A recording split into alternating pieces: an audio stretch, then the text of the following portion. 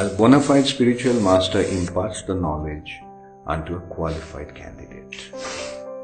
Qualified candidates, what does it actually mean, qualified candidate? Qualified candidate actually means the candidate or the person who is able to receive it. Able to receive it. Like, if you know that somebody cannot carry more than 5 kilos, will you give him 10 kilos to carry? If you do, then what will happen? Either he won't be able to carry or he'll break his back. Right?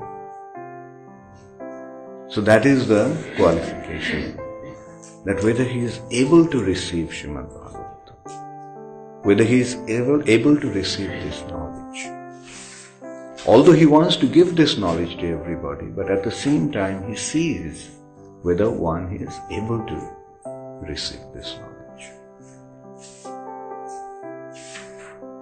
That is the qualification of a qualified teacher.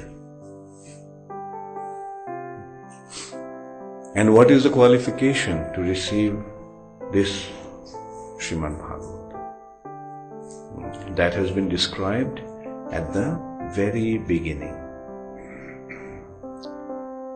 At the very beginning of Srimad-Bhagavatam, it has been described. And what is that qualification? Paramo nirmatsarāṇāṁ satāṁ. One must become completely free from envy. Otherwise, he will not be able to carry this wisdom. He will not be able to properly receive this wisdom.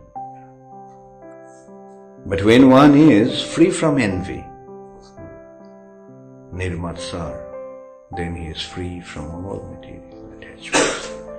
When you are free from material attachments, then only we are able to receive Srimad-Bhagavatam, which actually qualifies us to go back to the spiritual sky. That is what Srimad-Bhagavatam is meant for.